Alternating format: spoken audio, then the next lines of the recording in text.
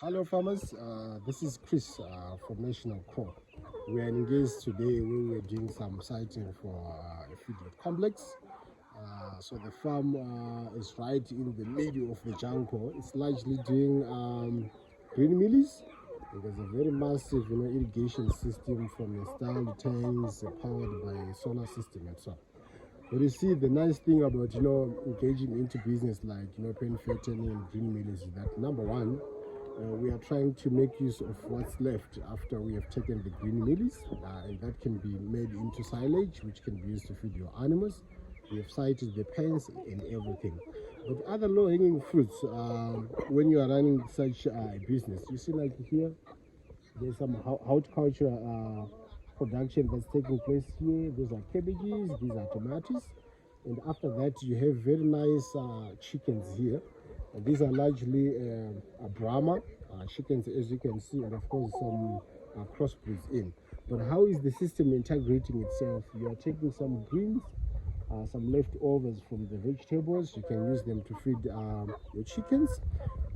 Very soon, some grains that are going to be used for the feedlotting, what's left over can also be used to feed your chickens. And the bedding that's going to be used for chickens, somehow it can also be used as part of your feed for the cattle. But looking now into these indigenous chickens, it's some low-hanging fruit, very easy business to do. These chickens are here. This is the structure, the housing, and you see there is a lot of free space. These are more or less like your indigenous breeds. They need a lot of space for moving around and so running around. So they are doing nicely, and it's very simple structure where you basically have a housing where during the night they go inside, but during the day you can throw in your vegetables, your grains, and they're just moving around and feeding like this. This capacity can take up to close to 1,000 chickens, and so this is what people are going for now. Everybody's talking about organic food, organic farming, etc. And this is something to venture into. If you look at these chickens, full grown and full fed, it can fetch close to 3 kgs, around 3 kgs, and it's nice. It's nice meat. So the idea here is to give them some feed, sort of get an idea of which one is growing which way, which one is good as a breeding chicken. Eventually, the idea is to separate them into different breeds, where you can have your pure breeds, Brahma, and you can have maybe your Boschveld there, and you try to do play around with the genetics, doing some cross breeding. The idea is to have chickens that are very big, that are easy to rear, that can produce lots of eggs, and you make good business out of it. So the chickens are nicely being reared here. You see some of the things we emphasize when you are putting your poultry house is that number one, there has to be adequate ventilation on your housing, as you see here. And the orientation is from east to west orientation to allow easy movement of air, and you don't want to have accumulation of humidity inside. This is it's a less expensive model. What you have here is your fence, simple mesh wire and a diamond fence here. Then from here we have your housing. It's very simple. This is your wall, a normal wall, with your mesh wire here. This is meant for the ventilation. Like we always say that a poultry housing needs to be well ventilated so that you don't have challenges with the disease and stuff like that. The orientation is from the east to west. Inside, you can see it's very clean and dry. There's no humidity, and so you also have this net. When it's too cold, you don't want your chickens to be, too in a place that's too cold. So you close with this one. This is normal, like what we do when you're doing our broilers and so. But there's nothing that's so special. That's very special here. All this is simple material. You can always establish. Here you see right at the entrance into the housing, there is your food bath, where you ensure that everybody who's going inside, they make sure that they step into the food bath as a biosecurity measure. And then from here, The thing is, why not have these indigenous chickens? Because you have lots of leftovers from your vegetables. Why not have these chickens? Because you have a lot of grains from the maize and so on. So it's a very simple. It will not aid significantly onto your costs if you are integrating this business with things like your chickens. You also have your tomatoes here.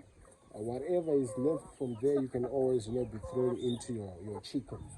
But also, as a principle, these chickens are not to be reared the same way we do with broilers. Like you see here, there's a lot of play space, and you definitely need this. And some of the feed you just throw into this playing space so that it mimics a natural environment where these chickens have to be looking for the feed. It makes them feel like they are randomly just in an open space.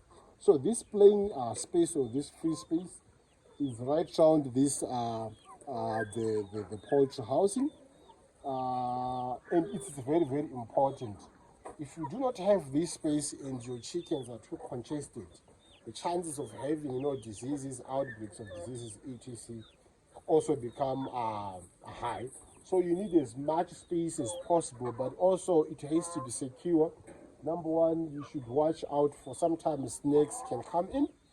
You also don't like maybe dogs to come in, or any wild animals like your jackals, etc., to just come into your chickens. It has to be secure. But otherwise, it's very simple. You look at the roof. It's a normal roof. Of course, it should not be too low. If it's too low, it tends to be too hot inside, and it tends to build a lot of humidity, etc. So it has to be high enough so that there's just a fresh air. How do you see that maybe the ventilation and the air is good for my chickens? If yourself as a worker or as a farmer dealing with your chickens, if you go inside, you must not struggle. You must feel at easy with the air and everything. Then that tells you that surely even my chickens are not struggling. After that, what do? You ensure that you don't allow lots of other people or even other animals to come inside, because they can then bring in some diseases.